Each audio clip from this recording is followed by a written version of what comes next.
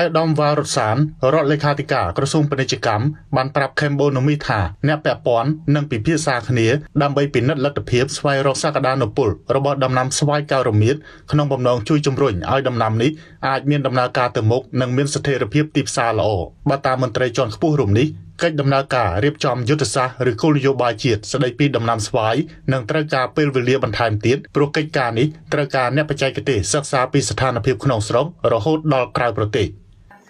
ចឹងយើងត្រូវពិភាក្សាគ្នាមើលសិនថាតើវាមានលក្ខណៈបែបណាបាទ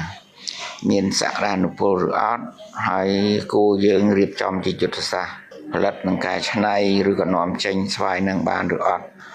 អញ្ចឹងថ្ងៃ20នេះគឺជាថ្ងៃដែលយើងនឹងពិភាក្សាគិតគូររឿងហ្នឹងហើយធម្មតាការងាររៀបចំយុទ្ធសាស្ត្រឬក៏គោលនយោបាយត្រូវដាក់ឆ្លងលោកជំទាវរដ្ឋមន្ត្រីក្រសួងពាណិជ្ជកម្មដើម្បីលោកអនុញ្ញាតថាអូខេរៀបចំទៅដល់រៀបអនុញ្ញាតហើយបានយើងរៀបចំបង្កើតក្រុមបច្ចេកទេសក្រុមអីគ្រប់បែបយ៉ាងឲ្យវាត្រូវតាមនឹងហើយក៏ដូចជាការសិក្សាអំពីទីផ្សារក្នុងប្រទេសក្នុងក៏ដូចជាទីផ្សារក្រៅប្រទេសយើងត្រូវគិតនិន្នាការទីផ្សារតើផ្សារនឹងអន្តរជាតិនឹងវាឆែតនៅស្វាយហ្នឹងឬវាលើសហើយបើលើសហើយយើងគួររៀបចំគោលនយោបាយឬក៏រៀបចំយុទ្ធសាស្ត្រអាហ្នឹង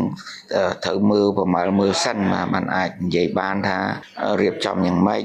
ហើយពេលវេលាវាពាក់ព័ន្ធច្រើនមកពាក់ព័ន្ធมันអាចនិយាយបានពេលនេះទេវាត្រូវប្រជុំច្រើនសារយើងត្រូវវិភាគឲ្យបានដិតដល់យើងត្រូវរៀបចំ time frame ហើយឯកភាពគ្នាលោកអ៊ុំសុភាប្រធានក្រុមប្រឹក្សាភិបាលសហគមន៍កសិកម្មសាមគ្គីដំបែនិងជាកសិករដាំស្វាយមួយរូបនៅក្នុងខេត្តត្បូងឃ្មុំបានស្នើដល់រដ្ឋាភិបាលឲ្យបង្កើតគោលនយោបាយជាតិស្តីពីដំណាំស្វាយកៅរមៀតដោយសារតែនៅកម្ពុជាមានការដាំដុះដំណាំនេះរាប់ម៉ឺនហិកតាហើយកំពុងប្រឈមបញ្ហានៅលើទីផ្សារបើតាមប្រធានក្រុមប្រឹក្សាភិបាលសហគមន៍កសិកម្មសាមគ្គីដំបែរូបនេះនៅពេលដែលរដ្ឋាភិបាលរៀបចំគោលនយោបាយលើដំណាំស្វាយកៅរមៀតនោះកសិករនឹងលែងបារម្ភពីការចុះថោកតម្លៃស្វាយនៅលើទីផ្សារ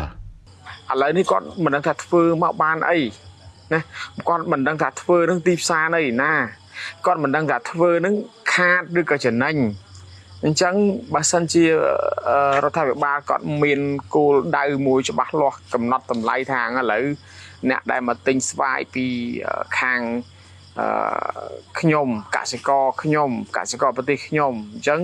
អត់ឲ្យទិញក្រោម 1000 ទេណាឲ្យទិញក្រោម 1000 ទេអញ្ចឹងខ្ញុំជឿថាដាក់តម្លៃត្រឹមតែ 1000 ហ្នឹងកសិករ